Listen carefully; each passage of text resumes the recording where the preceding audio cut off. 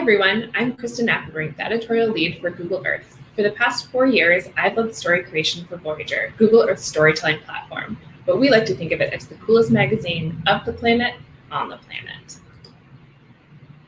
The Voyager team has brought you stories from some of the most iconic institutions like NASA with our Apollo 11 countdown to launch, Time magazine, and the Nature Conservancy, where we followed the migration of the hawksbill sea turtle.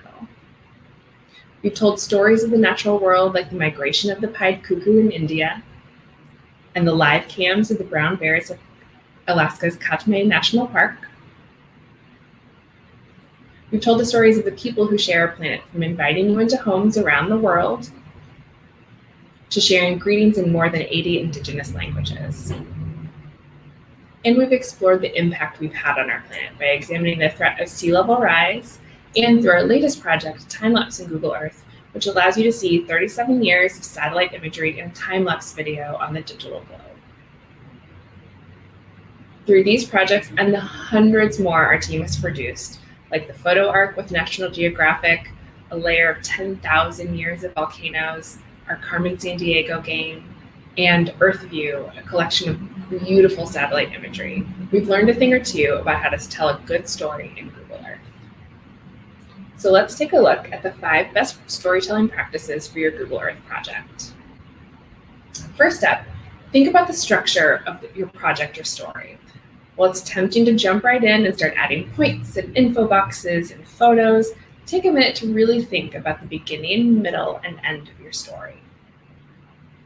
Like with many of our Voyager stories, you might be trying to explain your work on a complex issue, like this example here of threats to the hawksbill sea turtle, to a broad audience who aren't experts on your topic. That's why our stories generally follow this formula: an introduction to the issue, which will take about 1 to 2 slides, 3 to 5 examples on the subsequent 3 to 5 slides, and then look to the future. We always like to end on a positive note when we can. So let's take a look at an example. In this story about the Voyager ecosystem, we introduce you to this biodiverse area in Indonesia. You can see here the outline of the Voyager ecosystem on the map. We then go through what really makes this ecosystem unique. And take a look at the topography here. We examine the flora and fauna of the region.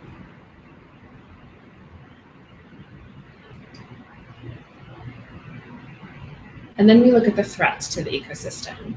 This view here shows the different forest loss throughout several years.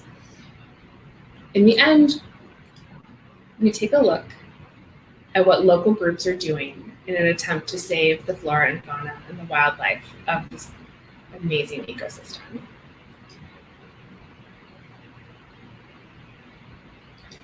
Another example takes the structure a step further.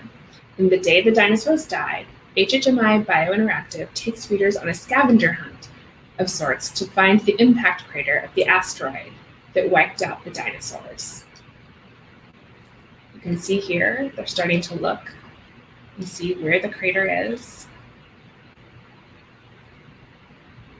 And then they go through several sites around the world, starting out in Spain to see, could this be the site?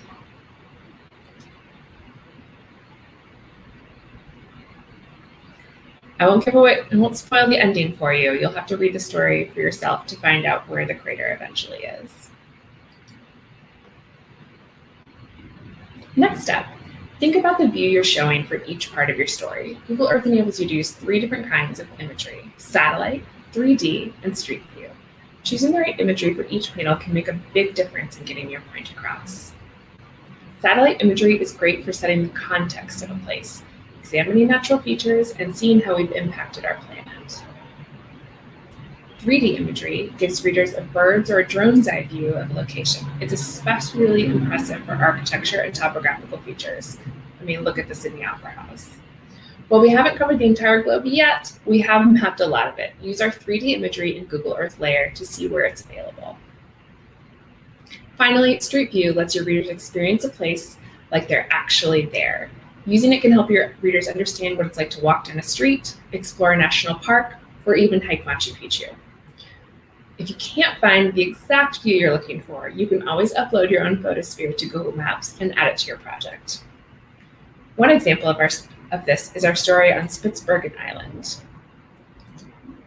You can see here how we look at the topography of the island, and you can see the snow cover and where it's melted. But then we also can take you directly into Street View so you can see what it's really like on the ground. If we rotate around here, you can see what parts of the island have snow cover, what parts don't. You can see the boat that we're taking the Street View from. It really gives readers a good example of what it looks like to be there. Just like in Voyager, Google Earth projects allow you to add your own photos and videos to the info box to help you tell your story. When choosing the photos to add to your project, think about the view of the globe you're showing and what kind of photo or video might give your readers more information instead of duplicating the view that's on the globe. One of my favorite examples and one of my all-time favorite stories is our story on biomimicry, which is using design inspired by nature. So in this story, Buildings Inspired by Nature, we show different types of architecture and showing the building in Google Earth. We're going to fly here to London to look at the Gherkin. So we show the building in Google Earth, and then in the panel, we show you the animal or plant that it was based on. So this one you can see here, did you know that the Gherkin was designed after a sea sponge? And one of my favorite examples of this is at the Milwaukee Art Museum.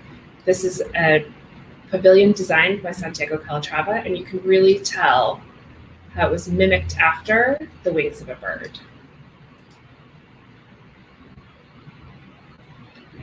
Moving to one of my other favorite examples. This is the Lincoln Park Zoo in Chicago. And we're going to dive into Street View again here. And you can really see how this part of the covered boardwalk is designed to look like the shell of a turtle. Isn't that beautiful?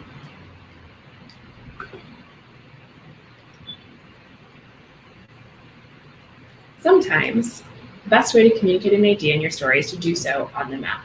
With the drawing tools available in Google Earth, you can easily create additional points or draw lines or shapes to further explain an idea. Let's look at an example of this from Conservation International. In the story, they're talking about the challenges to safeguarding national parks. Just because a national park has been created doesn't mean it's a national park forever. So here we're looking at the original boundary of Yosemite National Park in California. And here in blue, you can see the current park boundary. This really underscores for readers what's at stake and how these boundaries are changing and how land that had been formerly protected might now be lost due to all kinds of different legislative efforts or conservation efforts. And they're really doing their best to try and track this and reverse it. Finally, consider your audience. One of the best parts about Google Earth is how easy it is to share your project with a wide audience. All you need to do is share the link. To make your story more accessible, try these 3 things. First, keep it short. Many of your readers might be reading your story on their mobile device. With that in mind, keep your text short. We recommend no more than 75 words per info box. Keep it conversational. Remember, not all of your readers will be experts on your topic. Use plain language and clearly explain technical terms when necessary. Keep it informative. If your story is an introduction to a topic, make sure your readers have places to go to learn more. Add additional links to resources, news articles, even your own website to let readers deep dive when they want to. And finally, don't forget to have a little fun with your story. This was one of the most fun stories we worked on with the Monterey Bay Aquarium. It was talking about the return of the sea otter and how their population had rebounded, but we had some fun adding puns into the text. Who can resist a good otter pun, like "you otter know"? And diving in here, we're going to look at Moss Landing in California, but of course, the key takeaway here is that otters are awesome.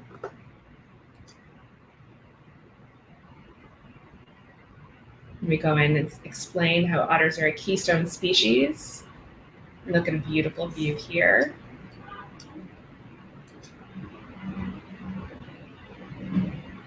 And of course, I encourage you to read this story in full. There are lots of great puns and otter videos all throughout. So let's wrap it up. To recap, here are the 5 things to remember. Structure your story with a clear beginning, middle, and end.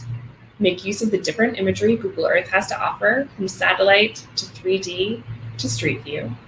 Use photos and videos strategically. Don't just duplicate what's already on the globe. Use the drawing tools to mark up the map. Sometimes it's the best way to make your point. And write your story for a broad audience. We want to help you get the word out about your project and cause, and this is a great way to do it. Thanks so much for joining me today. The Google Earth team love to see the projects you made, so please share them with us.